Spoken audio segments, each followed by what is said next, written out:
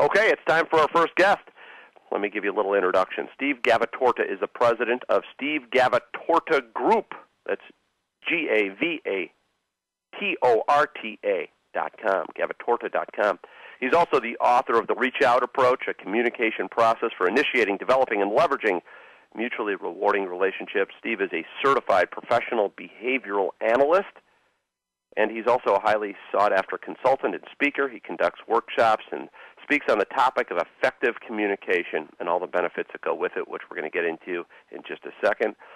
By the way, prior to starting his own company, Steve spent over 20 years in corporate America, so he toggles on both sides of the equator from the inside and outside perspective, which will be interesting.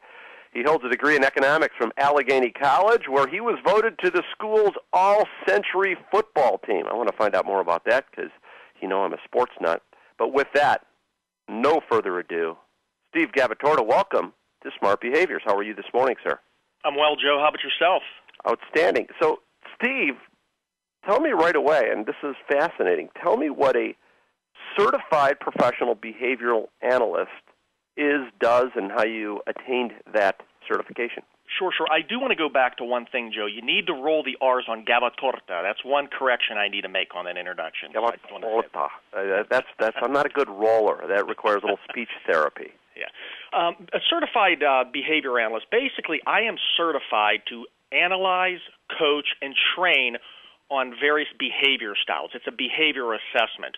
And I teach people a three-step process of learning four base behavior styles, then how to read the styles of other people, and then lastly to help people adapt their styles for effective communication. Okay, so now does that include behavior assessments, or does it include or a combination of that and sort of the analysis of how their behavior impacts both their performance and their relationship with others? It includes both. There is an assessment that comes with it, so a dynamic, unbelievable 24-page report that talks about, that gives facts and information on people's behavior styles.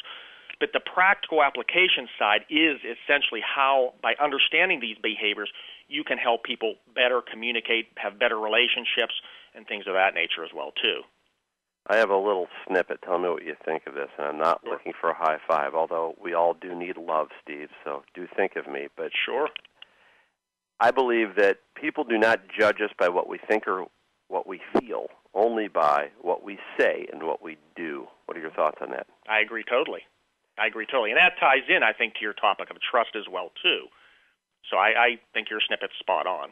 So I want to make your topic trust, and I'm always fascinated at the perspective. And by the way, a personal shout-out to Steve. Steve and I met at the National Speakers Association, and otherwise known as the National Windbag Association. And Steve is not only an excellent speaker, but he's a really good guy. And he's one of those people, and you know, you and I haven't talked a lot in between, but I still remember our meeting there, and it's one of those feelings where you just kind of trust that voice in. You meet him and you say, this is the kind of guy I could trust. I truly got a vibe from you. What is that? What is it that leads to, I think I can trust this, and I think I can't? Now, I'm a little quick to trust. Many people are very, very, whether it be a string of negative experiences or just how they were wired, they don't have that. Talk a little bit about what you think that means. How do we build it?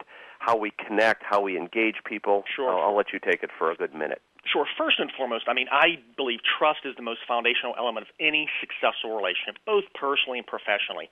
If you don't have trust, your relationships are not going to be maxed out. As an example, if I'm a sales representative calling on a customer, if that customer does not trust me, we're never going to have a relationship. I'm never going to max out my sales. The same goes for managers. If you're managing your teams, and your teams don't trust you, that team's never going to function as effectively as it could. So trust is the most foundational element of any successful relationship. Now, I firmly believe that the pathway to trust is through effective communication. And I walk people through what I call the communication pathway to trust. And basically I tell them, you first must connect with someone before you can engage with them. Then you must engage with someone before you can build rapport. Then you must build rapport before you can have any credibility, and you must have credibility before you can be trusted. And ultimately, you must be trusted before you can have any long-term, meaningful, loyal relationships. So that's kind of my philosophy, and effective communication is that pathway. Well, I like that because that appeals to, and we're going to flush that out a little bit here in a moment, but what I like about your process is it appeals to both sides of the brain. In other words, it's going to organize the more, scatterbrained folks like me who like creative, who love the rapport, but at the same time need a structure. Sure. And then it also appeals to the left brain engineer, accountant, analytical types who really want to see a scientific if-then process. Now, let's get into it, though. What are the behaviors required? Let's go back to the beginning of your pattern for building trust. How do I connect with people? Sure, and this is where I use, and by the way, let's going back to the National Speakers Association. I think why you felt that trust with me, and I felt the same too, was because we were communicating effectively. We did have a connection. We did engage. We did build rapport with each other, and that really kicked off that feeling of trust. And I think that process, that effective communication, is why you feel the way you do about our relationship and vice versa. The key to help people connect is using this behavior model of understanding different behavior styles. If I understand my behavior and I can read your behavior, I can adapt for effective communication and in turn connect with you. As an example, if I'm in a selling role and I'm someone that's very aggressive, assertive, I love change, I love taking risk, and my customer is analytical, conservative, risk-averse, doesn't like change, if I approach that customer in that aggressive manner, I could really turn that customer off and not close the sale. If I can understand my behavior and read his in turn, I can approach him in that more conservative manner and do everything in my power to minimize his fears, minimize his risk, minimize his fear of taking change. So that adapting will enable me to connect, and that'll kick off the process of engaging, building rapport, credibility, and ultimately trust. Okay, so what I'm hearing is, now we're going to go to break here in less than a minute, but tell me, and feel free to give me 15 seconds of feedback on what I might not be understanding as I paraphrase.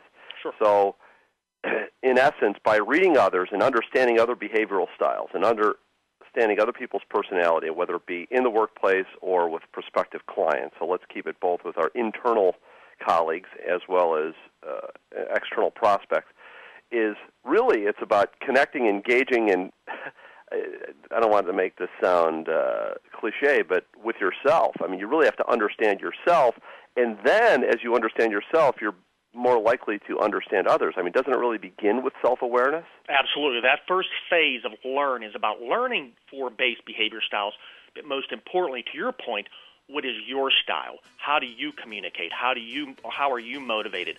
How do you deal with change, risk, and conflict? That introspective knowledge will enable you to better bridge the gap when interfacing with others as well, too. Okay, music tells us it's time for our first break. We are talking to and stalking Steve Gavatorta. We're going to come back and talk about further ways to build trust. And folks, put your self-analysis cap on and ask how well you do it, how well you're perceived. You're listening to Smart Behaviors. Stay with us. Don't go anywhere. We'll be right back with Steve.